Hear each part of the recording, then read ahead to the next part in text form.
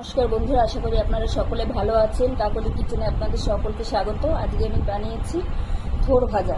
তাহলে চলুন কি করে বানিয়েছি দেখা যাক। আজকে আমি থোড় ভাজা করব, একদম সিম্পল ভাবে করব। এটি নতুনদের উদ্দেশ্যে আমি দেখাচ্ছি। থোড় মানে কি করে কাটতে হয় সেটা আমি দেখিয়ে দিচ্ছি। প্রথমে থোড়ের এই উপরটা বাদ দিয়ে দেব।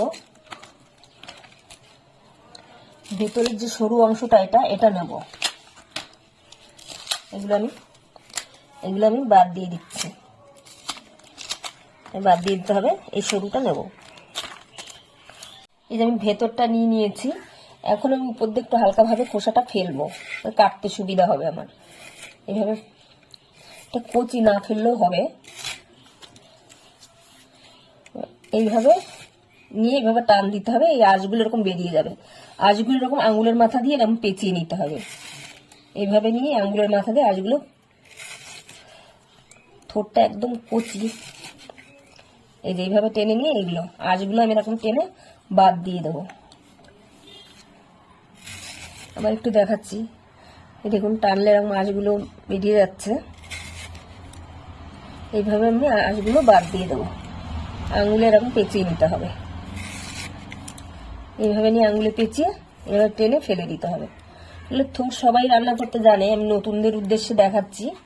একদম এখন আলু ভাজার মতন এরকম ঝিরিঝিরি করে কেটে নিতে হবে।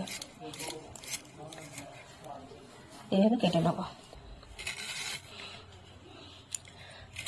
এটা আমি একদম সিম্পল ভাবে ভাজা করব। আপনারা চাইলে মোচার ঘন্ট করে, মোচার ঘন্ট যেভাবে হয় সেভাবে এটা করতে পারেন, সেভাবেও ভালো লাগে। কিন্তু আমি সিম্পল ভাজা করব, আমার কাছে এই ভাজাটাই ভালো লাগে বেশি।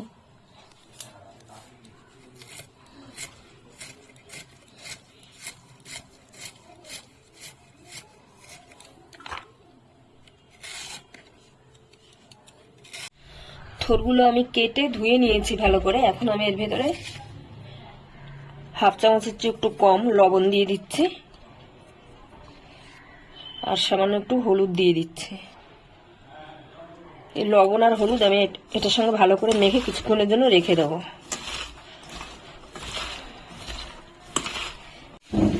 আমি থোড়ে নুন হলুদ মাখিয়ে রেখেছিলাম।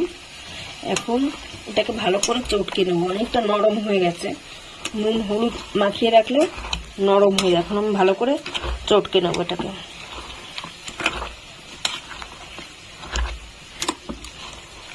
আমি এখন 1 চামচের মতন তেল গরম করতে দিয়েছি। এর ভিতরে আমি দেবো খানিকটা সর্ষে আর একটা শুকনো লঙ্কা ফোড়নে দিয়ে দিলাম। আর দিয়ে দিচ্ছি 3-4টে রসুন থেতো করে রেখেছিলাম, রসুনটা। এখানে যদি আপনারা নিরামিষ যদি কেউ খায় তাহলে রসুনটা বাদ দিয়ে দেবেন, শুধু ওই শুকনো লঙ্কা আর সর্ষেটাও ভালো লাগবে। ওগুলো ছেড়ে দিচ্ছি। এর ভিতর যে জলটা বেরিয়েছে ওটাও আমি দিয়ে দেবো সব।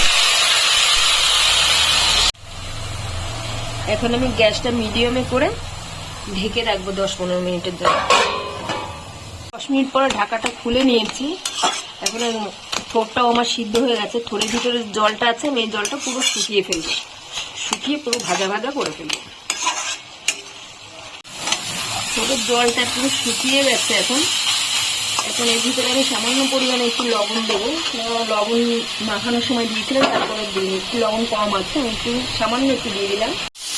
দুটো গোটা কাঁচা লঙ্কা দিয়ে দিলাম। আমাদের এখানে ঝাল বেশি খায় না, এই জন্য গোটা দিচ্ছি এই লঙ্কা। এখন স্বাদ অনুসারে একটু মিষ্টি দিয়ে দিচ্ছি, চিনি। এখন ভালো করে মিশিয়ে আমি আরেকটু ভেজে নেবো।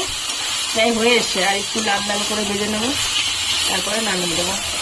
থোড় ভাজাটা আমার হয়ে গেছে। দেখুন পুরো জল শুকিয়ে গেছে, এখন তেল ছাড়তে আরম্ভ করেছে, লাল লালও হয়ে গেছে। এখন আমি নামিয়ে নেব।